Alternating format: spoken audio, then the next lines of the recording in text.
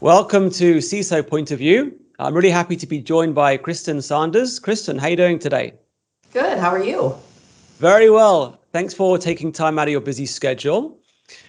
Kristen, just spend a couple of minutes telling us who you are and where you're from. Yes. So my name is Kristen Sanders, and I am the CISO with the Albuquerque-Bernalillo County Water Utility Authority. We have a very long name, so usually we just go by the Water Authority. We are based in New Mexico. We're one of the largest wastewater and surface water facility in New Mexico. Been there for about 2.5 years now as the CISO. It's just a great organization. Fantastic. So tell me a bit about the steps you took to where you are today. What kind of journey did your career take? Yeah, so really early on, I was very interested in security. When I was going to college, we actually didn't have any security classes at all. So I just kind of did self-study for the Security Plus, and I knew that was going to, break me into the security realm, and it didn't. So I actually started out doing networking and worked with Cisco equipment. I did an internship with the university, which was able to get me an entry-level network job after graduation. And then I just kind of worked my way through there. I became the senior network engineer, and then as things progressed, I started doing more and more with our firewalls and different security appliances on the network side, which then kind of finally led into becoming a security engineer and eventually a CISO. Fantastic. Great. All right. So, Kristen, I'm going to throw some questions at you. It's been an interesting year or two. We're halfway through 2021. From your perspective, what measures should organizations take to prepare themselves for the next ransomware event? Yeah. So I definitely think having planning in place beforehand is critical. Thinking about having, some sort of incident response container, doing tabletop exercises, things like that, so that even though there's no way you can fully prepare for it or have a incident response plan that's going to have everything laid out and you're going to follow the book, but at least have some sort of plan in place, have thought about these things so that it's not hitting you, and it's brand new, you've never thought about it. Definitely you want to get your team involved with this. That way they understand, what their roles will kind of be. Obviously, every situation is different, so you can't practice everything. But at least if they've thought about it, that gets you ahead of the game. Great advice. Do you think, based on your experience and speaking with other CISOs from other companies and other industries, do you think organizations have a good grasp of where their crown jewels are, or are they still a big gap in that area? Ooh, so it kind of depends. Sure. There's definitely a lot of organizations that are very advanced on the IT side of security and understanding exactly what they need to protect on that side.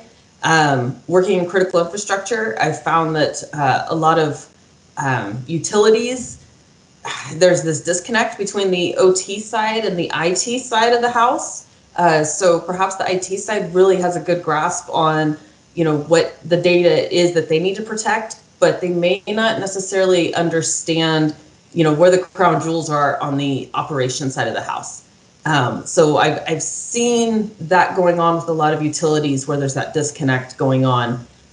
So it really depends who you talk to, but I feel like normally OT understands what their crown jewels are and IT has a good grasp on what theirs are, but there's not necessarily where they understand each other.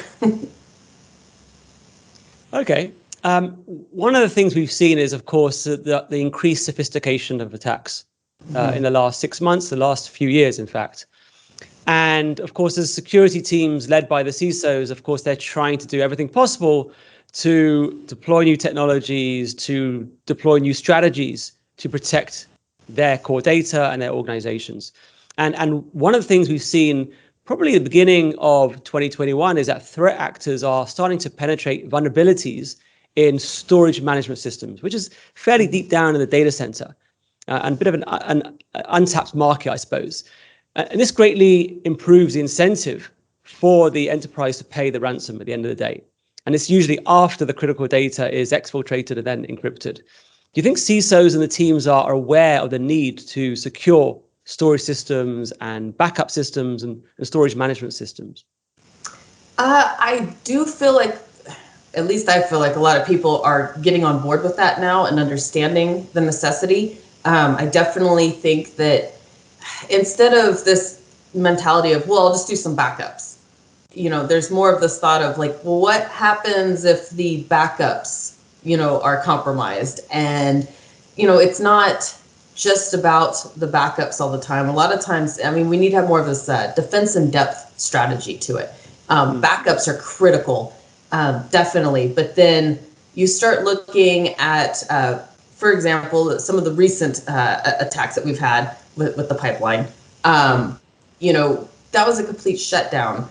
And we have to look at how do we prevent that from happening? Because the ransomware, from my understanding, did not actually make it to the operations side, but the operations still were shut down. So these are critical things we have to look at, that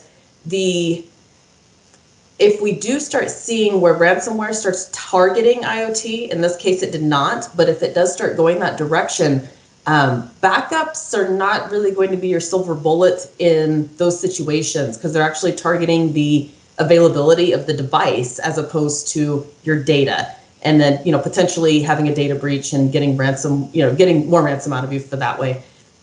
So the attack's a lot different. So I definitely think storage is a huge focus, but if we do start seeing more IoT targeting ransomware, we're going to have to kind of broaden that focus a bit and definitely look at that defense in depth. Sure. So changing direction slightly, I want to ask you a question about roles and responsibilities. Do you think there's a gap between the security teams and the infrastructure and perhaps the IT operations team? And do you think there's a gap that needs to be filled to bring the two departments or three departments closer together? Yeah, definitely. I know traditionally security has kind of been thought of this department of no. We don't want to get security involved because they're going to stop us from getting our job done. Sure. And we really need to change that mentality. I think it's important to be seen as a team player, to be, security as a service. How can we help you out to ensure that you're still getting your job done, but we're doing it in the most secure way possible? And I think that's a huge issue when we've got this idea of we've got to keep security out of the conversation because they're just going to be a roadblock. And I think that's where you really start seeing these big disconnects of, okay, do we want to get our job done or not? Okay, don't get involved security. Yeah. A question about COVID-19. What are the newer or additional responsibilities that fell on the shoulders of CISOs and the teams? Yeah, so I think for a lot of organizations that were not, they didn't really have remote workers previously. All of a sudden now, instead of thinking about, well, here's my perimeter and I just need to protect all, suddenly it's like all of your devices went out. For a lot of organizations, they may not have had enough mobile devices to send home with employees. So now their employees are connecting with personal devices. Well, how do we secure those? We've never needed to do that before.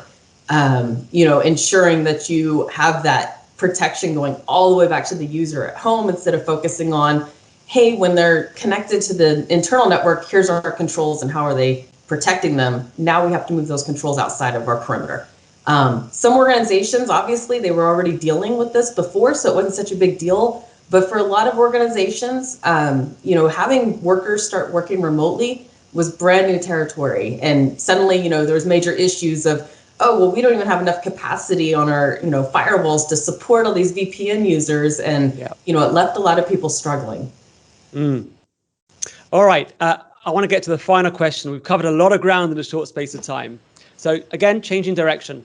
What's your advice and tips for other CISOs to bridge the gap between themselves and perhaps the CFO or perhaps the rest of the executive team? And I suppose what are the main tips that you have for CISOs to get a bigger seat at the table?